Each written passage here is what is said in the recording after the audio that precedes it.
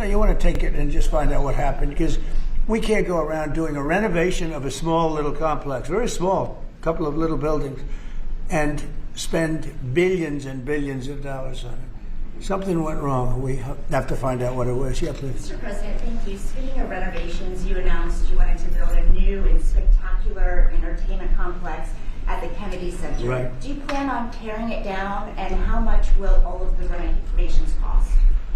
Probably around $200 million. And, you know, it's funny, in real estate and building, I've done so much of it. I've done so well with it. You want to sit with something for a little while before you decide on what you want to do. And, you know, we sat with it. We ran it. It's in very bad shape. It's run down. It's dilapidated. It's sort of dangerous. Things fall out of ceilings. You've seen it. And we had some big events there. We had a lot of great events there over the last year, but you can't do any work because people are coming in and out, and you have the workmen. We have a marble man over there the other day. He said, you know, every time I put down a piece of marble, people are stepping on the marble. They don't even have time to dry. And you can't do the same quality job if you close it. And, you know, we're fully financed. And so we're going to close it, and we're going to make it unbelievable, far better than it ever was. And we'll be able to do it properly. I was thinking maybe there's a way of doing it simultaneously, but there really isn't. And we're going to have something that when it opens, it's going to be brand new, beautiful. I'm not ripping it down. I'll be using the steel. So we're using the structure. We're using some of the marble, and some of the marble comes down. But when it's open, it'll be brand new and really beautiful. It'll be at the highest level. We can do a much better job, probably in a way a faster job in terms, you know, because when you do it piecemeal, for instance, they have a play tonight, and you can't do anything. You have to pull out everything, and you can't have stanchions all over the place, and people are walking in to see a play. So we'll be closing it sometime around July 4th. It's like we'll close it on July 4th in order to do something great for America, and then we're going to build it. We have great contractors. We're going to build it, and we'll do it right. We're using the highest grade marbles, the highest grade everything. It'll be brand new. Tremendous carriers putting in the air conditioning, or I guess they're a bidder, but they're probably going to get it. Carrier. We're going to have all brand new air conditioning, heating. The steel will all be checked out because it'll be fully exposed. You know, it's been up for a long time, but as anybody knows, it was in very bad shape. Wasn't kept well before I got there. So we're going to make it.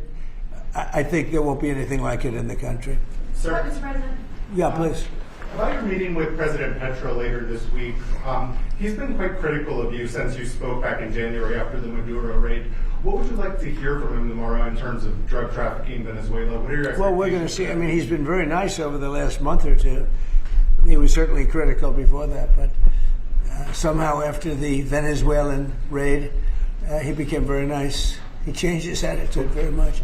So, no, I look forward to seeing him. He's coming in. We're going to be talking about drugs because tremendous amounts of drugs come out of his country.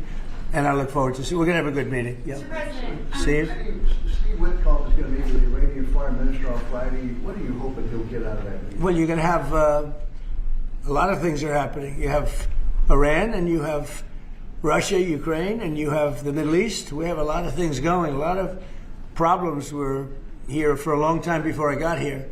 We settled 8 wars, and I think we're doing very well with Ukraine and Russia. For the first time, I'm saying that. You know, I think we're going to maybe have some good news. We're losing 25,000 people a month are being killed in that war, ridiculous war. 25,000. It was 31,000 last month. Think of it. Young, beautiful kids, you know, the kids have parents, they have parents. It doesn't affect us in one way, but in another way, it's 25,000 souls that if I can solve it. You know, we're not spending money like Biden did. He gave $350 billion away. I make everyone pay. And the United Nations, you know, they're a little bit involved. But if you take a look at what's happening, the countries of Europe are paying us for the weapons. So we have NATO paying, we send missiles over there, they pay us in full. It doesn't cost us 10 cents. And we make money, I guess, but I don't even want to talk about that. Because what I really want to do is save those people from dying. They lose, Mary, can you imagine 25,000 to 30,000 people a month? That's like a stadium full of people every single month. And, you know, I mean, I was blessed with something where I can get these things done. Got 8 of them done. I thought all 8 were going to be more difficult than this one. I thought my relationship with President Putin would give us a much easier road. But there's tremendous hatred between Zelensky and Putin. Tremendous hatred. I mean, it's a shame, but it's taken longer than we thought. I did call up President Putin, and he's agreed. He's put it out to. They have the same cold wave that we do. Maybe different because it's pretty far away, but it's the equivalent. And Ukraine's a very cold country. It's much colder than us. It's colder than, they say, on average, it's Canada or colder. And on top of that, they have a tremendous cold wave.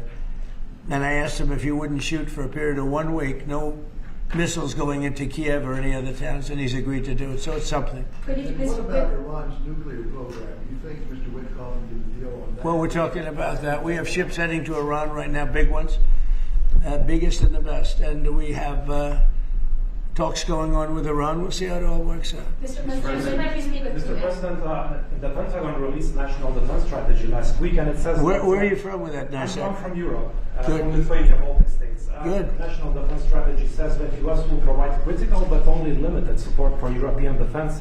What does that mean, limited support? Will the U.S. still provide... Well, we get along very well with Europe. I do. Because, don't forget, I got the GDP lifted from 2% to 5%. Nobody thought that could be possible. And they're giving us a lot of that money. We have the best military equipment. We're selling it to NATO. But I get along very well. But Europe has to be careful because, there are those that say it's no longer recognizable between immigration and energy. It's... There's so much potential. In UK, you have the North Sea oil, and they basically close it down. And then they buy energy from Norway, which is the North Sea oil. So you figure that when Norway's got trillions of dollars. They have to be careful. You need energy, and you can't do the windmills because the windmills, you're supposed to make money with energy, not lose money. So I'm very disappointed. I love Europe. I love the people of Europe. And they have to be very careful. They're at a tipping point. You have tremendous immigration problems, and you have tremendous energy problems. It's a bad combination. Mr. President, thank you, Mr. President. Christine Holm just announced that you're deploying body cameras to Minneapolis. What's your thinking behind this decision, and do you want to see this? Well, it wasn't my decision. I leave it to her. They generally tend to be good for law enforcement because people can't lie about what's happening. So it's, generally speaking, I think 80% good for law enforcement. But if she wants to do that, I'm okay with it. Remember one thing, we closed the border. I got elected on a disastrous border. And we have nobody coming in through our border anymore. We had 25 million people come in 4 years through our border. Many of them were murderers and drug dealers and mentally insane from mental institutions and insane asylums. And now we don't have anybody coming in. For 9 months now, they actually report zero. We have 0 people coming in, which I find hard to believe, but the Democrats do that report. They tend to be left-leaning that do that report. So I assume it's true. If it's not, it's a very tiny amount of people. But we basically have a tremendously perfect, strong border. And also crime levels are at the lowest point they've been in 125 years. Since 1900, we have the best numbers, and that's despite the fact that we had a lot of criminals and murderers. 11,888 murderers came in, and we have the lowest numbers that we've had in 125 years. So, we're doing a good job. If she wants to do the camera thing, that's okay with me. Mr. President, there was one homicide in D.C. during January. Do you think this is due to your efforts, and do you think blue states should see this as a sign that they should cooperate with you? Well, if there was one, we haven't had one in a long time. D.C. has become a very safe. It was an in-house homicide. It was in-house. It was a dispute within a family. We have had virtually no crime in D.C. D.C. is now considered a very safe place, and it should be. It's our nation's capital. And we sent in the soldiers. I read the Washington Post this week, and it was incredible. They were trying to determine how did we get so low numbers? The low numbers in D.C. because we have very little crime, if any. And they talked about everything except for the fact that we put our National Guard and great soldiers inside our city. They didn't want to mention that. It's how dishonest. Because if we didn't do that, you'd have tremendous crime in D.C. And I get thanked every single day by people that work in the White House. People, young ladies, men, they come up, thank you, sir, for making D.C. so safe. They walk to work now. A year and a half ago, they wouldn't have walked to work. They would have been killed or mugged or something would have happened to them. So it's it's a great honor. But you got to read the story in the Washington Post. They do it. Crime is way down in D.C. Now, what's the reason for it? The reason for it is we have very big, strong, good-looking soldiers standing around, and I think they make the place look better. But this is our capital, and we have a very safe capital. We had a very dangerous capital before. Sir, yesterday you said you were speaking to people about Cuba to reach an agreement. What Right. sort of agreement are you hoping to reach? Is that with the Cuban government? Well, it's a What would you failed like to see nation from now, it? and they're not getting any money from Venezuela, and they're not getting any money from anywhere. It's a failed nation. Mexico is going to cease sending them oil. So I'd like to take care of the people that are here from Cuba. You know, we have many people that came from Cuba that were thrown out of Cuba or that fled Cuba. They came over on rafts. They went through shark-infested waters. I don't know how they did it. And it was many years ago. Many would like to go back. Many would like to at least visit their relatives. And I think we're at a pretty close point. We are dealing with the Cuban leaders right now.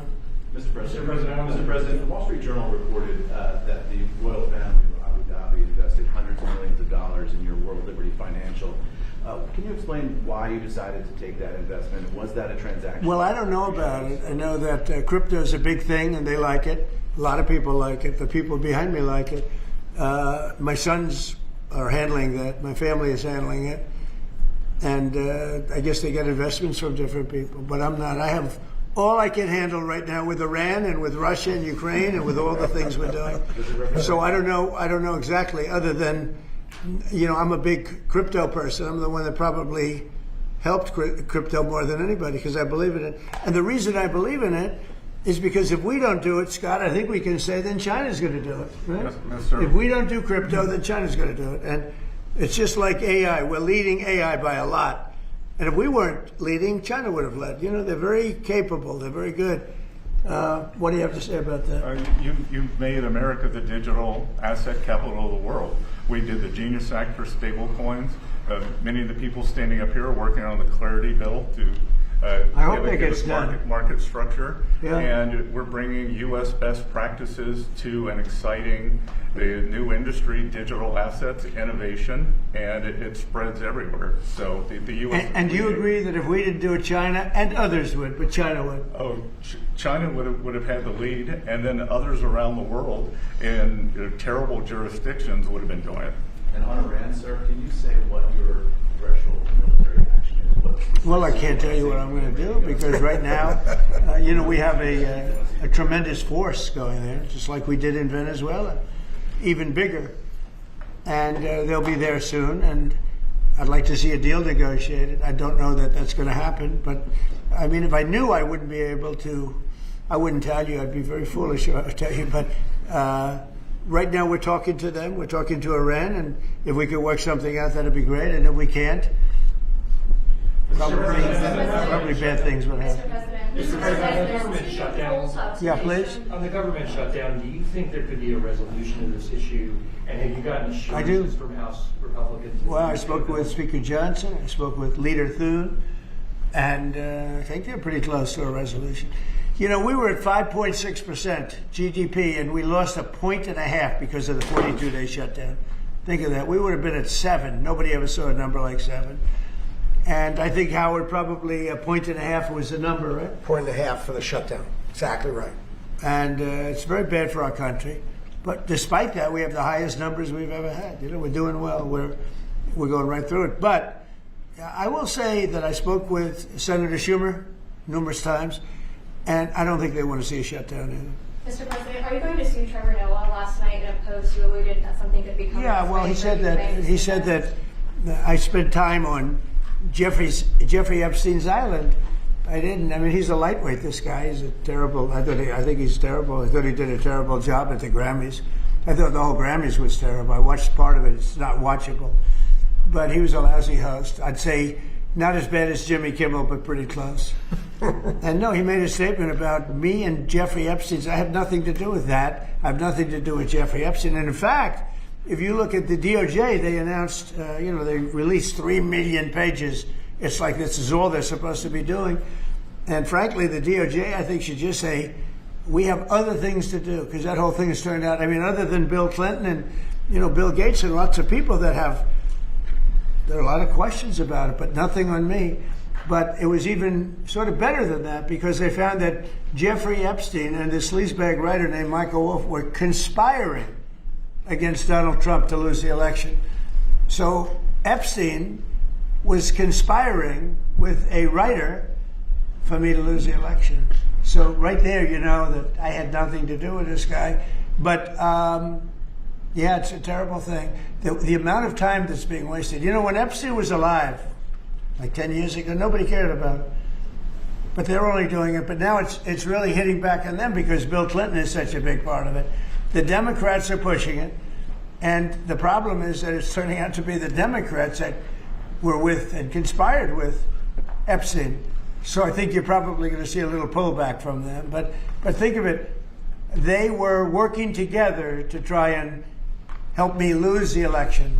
But this is the Oval Office, so I guess that didn't work out too well. Okay, one more question. Mr. President, do you have an update on U.S. troop level in Europe? Are you planning any force reductions? No, we have a great relationship with Europe. We have a great relationship with our troops.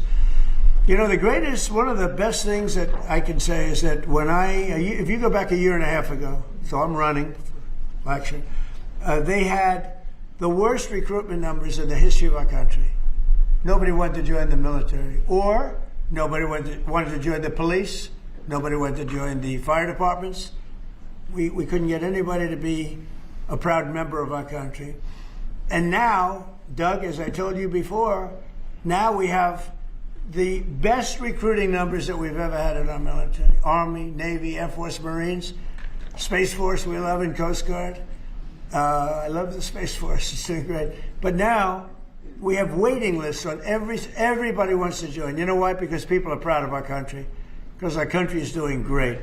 I think Mary can say the same thing. You had lots of people not working so well, and now you just wish you could get them in faster. I know that it's hard to get them. Yeah, we continue to bring people in and have training programs. We're Right. investing in the U.S. Training workforce. people. Yes. But 2 years ago, you didn't see anything like this. It's amazing what's happened. So we have the number one, in the history of our country, we've never had more people that want to join our armed forces than we do right now. And a year and a half ago, nobody wanted to join. They were embarrassed by our country. They were embarrassed by our leadership. And now they're proud of our country. And they're very proud of our leadership. And a lot of the leadership is right behind me. Thank you very much, everybody. Thank you, press. Thank you, press. Thank you. Thank you, press. Let's set out. Thank you, press. Thank you, cameras.